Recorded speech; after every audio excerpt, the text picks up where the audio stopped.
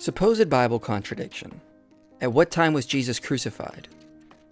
The Synoptic Gospels seem to be in agreement on the timeline of what happened the day Jesus died. At about 9 a.m., the third hour, Jesus was crucified. Then darkness fell over the land at about 12 p.m. Then Jesus died at around 3 p.m. or the 9th hour. However, John says Jesus wasn't crucified until after the 6th hour. In John 19:14, it reads it was the 6th hour, and Jesus was still before Pilate. So does John contradict the Synoptics on when Jesus was crucified? Well, the common reply is to assert that John is using the Roman system of timekeeping and counting from midnight instead of from dawn. So it was 6 a.m. when this happened, and John would be in agreement with the Synoptics. But this actually creates more problems than it solves, because the trial of Jesus included several stages, and all the Gospels agree this started once the day began. At night, he was questioned by the high priest and the Sanhedrin, but then all four agree that once the day began, they took him to Pilate. From there, Pilate questioned Jesus, sent him to Herod for questioning, then sent back to Pilate for more questioning. Barabbas is then released, and then Jesus is flogged and mocked, and then sentenced to death. It is very unlikely this all happened within an hour, so John could assert it was about 6 a.m. John is probably referring to around noon, which would allow enough time for the events described to unfold. So why does Mark say this happened 3 hours earlier? Scholar Craig Blomberg has a better idea. Both Mark and John are probably estimating and speaking of time in quarters. With an ancient understanding of time, both would be understood in their culture to be claiming roughly morning or midday. The main problem is we are imposing precise timekeeping expectations on an ancient culture, and this really isn't charitable. It is not like anyone had watches back then to know exactly when these things were happening. So ancient people were very flexible in timekeeping, and an hour could really mean a large span of time.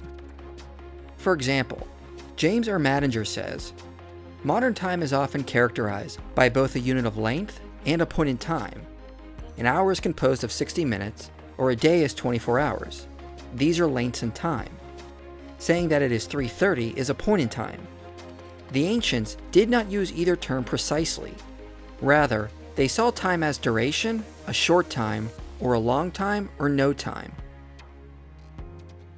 He notes the 6th hour was seen as about noon, but J.B. Bury noted the 6th hour was seen as about 11 o'clock our time.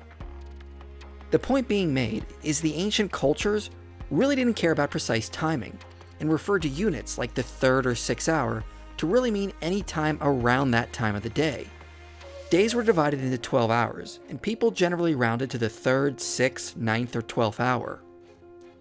Flavio Conti says, "The Romans did not give time, or to be more precise, the measurement of time, the absolute and authoritative value that we grant it today."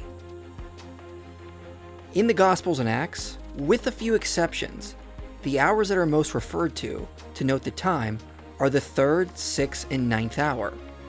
In other words, they tended to round to one of those hours instead of worrying about the exact timing. Thus, Craig Blomberg says, "When one recognizes that the widespread lack of precise timekeeping devices in the ancient world led to the practice of dividing the day into fourths so that people often did not worry about speaking any more specifically than this, it becomes plausible to interpret Mark's 3rd hour to mean any time between 9 a.m. and noon. John's about the 6th hour will also then refer to some time before midday, perhaps within an hour or so." In other words, the ancient audience would not have cared about precise timekeeping. The message was clear. It was probably around mid-morning when Jesus was sentenced to be crucified. Mark rounds down to the 3rd hour, and John rounds up to the 6th hour.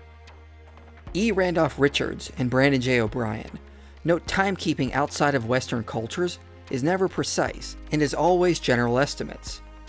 The Greeks themselves were more interested in aspects rather than timing. Gerald Borchert observed this same phenomenon as a missionary among people who do not wear watches, and for whom a designated meeting time of 10 a.m. means sometime in the middle of the day, and it can actually take place not in the morning but in the early afternoon. Once we leave our modern Western expectations at the door and realize ancient people didn't calculate precise times like we do, We can see within their culture, this would not have been seen as a precise timestamp, but a general time period that an event happened around. Thus, within their cultural context and not ours, there really is no contradiction.